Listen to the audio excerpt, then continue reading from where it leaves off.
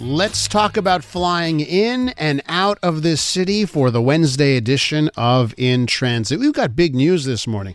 First things first, Aéroport de Montreal. They're responsible for Trudeau Airport.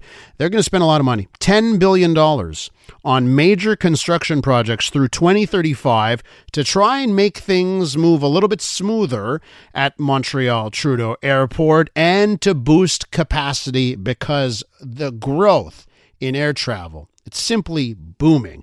And we've also got a new airport to look forward to, Montreal Metropolitan Airport. That's the Saint-Hubert Airport. That's getting a bit of an upgrade in name and in capacity. Let's now go to Karl Moore, who's a professor in the Desautels Faculty of Management over at McGill, to talk about this. Karl, welcome back to the show. Always a pleasure, Elias. Is it fair to say that Montreal has been falling behind its peer cities in North America? Absolutely. There's no question that you look at major cities around U.S., Canada, and Europe. Most cities, London, a big city, has 4 airports. We also have 2 in Toronto, 2 in San Francisco, 3 in New York, and so on. That big cities have more than one airport. It's been kind of what's been going on for many years now. And why do you think we've been sluggish to keep pace? And I have to bring up, is it because we have Mirabel behind us and we turned our backs on Mirabel that we sort of feel like, we're admitting failure? It might be part of it. I mean, I remember years ago when I first moved back to Canada, that it was 25 years ago, Mirabel was operating. I remember flying through Mirabel 30 years ago. Mm-hmm. That was a long time ago, and Mirabel was so far out, it was unbelievable. And Dorval was kind of the local little airport, where today it's the big airport in Montreal and one of the bigger ones in Canada. So it's something where there's been a big evolution and maybe a bit of the history. There might be a little bit of environmental concern and so on. So a bunch of things. It's also that we have a government with big deficits. So where do you spend money is an issue, which is an important one. And you may put it on, healthcare, language, and various other things. So I'm looking at the projected growth, right? 30 to 35 million annual passengers is where Montreal Trudeau Airport wants to get. So let's get into what they want to do to handle that type of traffic and, just how they're going to pay for it. Well, if you fly, I fly quite a bit. And when you get out there, it's so often you can't get dropped off. And so you might drop people off or pick people up downstairs. So it's something which is not illegal, not wrong, but it's kind of frowned on. Yes. So you kind of find workarounds to do that, but it's just really hard and long lines at times to pick people up or to get dropped off. Now, I go with a taxi to the airport, and I'll just say, drop me off here, and I'll walk, along the way on the sidewalk there and just avoid that. But it's something where if you're dropping off, your spouse or something, your kids, probably can't do that. So it is really some problems with that. There's also problems from the viewpoint of the airlines and the number of gates and things like that. And a number of times I've sat there and the gate's not available. Yeah. There's not enough crew to get to the gates and so on. And it's not just my experience, but a lot of people's experience saying that it needs to be improved, needs to go forward for Montreal to play in the big leagues as we do in our better moments.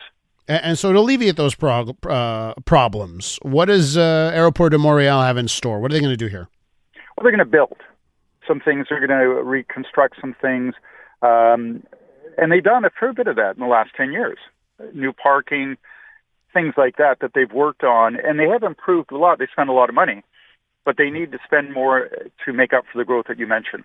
And a lot of things. And the REM link, I guess, is a part of that. That's something we've desperately needed in this city, right? A direct rail link or a public transit link straight to the airport. That promised land is finally coming here? Yeah, it will be. It's the REM has taken longer than we hoped for. But a direct link to the airport, like I've seen it in Singapore and Hong Kong, Paris, London, various places around the world where it's great because you get off at Heathrow and there's an express that gets you into the city center of London faster than taking a taxi or driving. Yeah. And that's the sort of thing that trains in the better moment are fast, and they're also dependable. You don't have to worry about snow and things like that. So it's a great way that gets people there quicker. probably cheaper and environmentally more friendly as well. Let's bring the Montreal Metropolitan Airport into the equation. The quote-unquote new airport in Saint-Hubert. What do you think, what part of the market are they going after? And just how big of a player do you think they'll get when it comes to Montrealers' travel? Well, something where it's going to be a small airport relatively, and it's going to be just Canadian flights, just within Canada.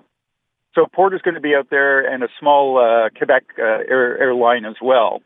Porter is one of the two, along with Macquarie, which is a Australian investment bank, if you would, are the ones that are doing this. And so it's great from a viewpoint.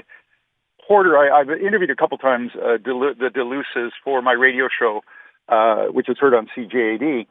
And it's something where they're a very impressive airline family. It's been generations they've working in the industry.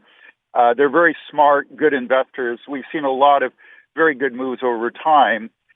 One of their great assets was the Island Airport in Toronto, but there's limits on the size of planes. So the C-Series from Bombardier couldn't land there because the runway wasn't long enough and Toronto wouldn't give them permission. Mm-hmm. So they got Embraer planes and flying out of Pearson. So they've changed their business model, and that means they can fly out of Saint-Hubert and go to all over Canada from there. If Porter's involved, it's got to be a good business plan they have, knowing them for years now. Uh-huh. They don't waste money. They do it because there's really business potential there. And don't forget, if you live on the South Shore, there's probably 1 million people on the South Shore.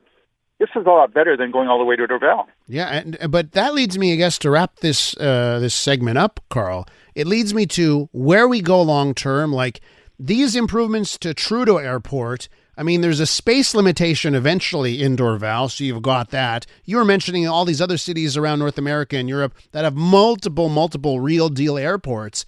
Where do you think we have to go long term? Does the Montreal Metropolitan Airport need to expand eventually to fly overseas? Do we need to think about a third location? Where do you think we need to go long term?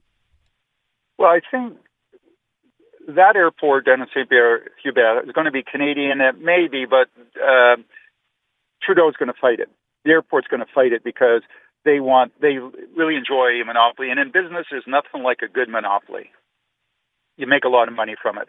So I think they're going to fight it. But I think there'll be two airports. I know you dream of Mirabel coming back, Elias, but it ain't going to happen. No, I don't dream. Get over that dream. Okay? I don't dream of that at all. It's too far.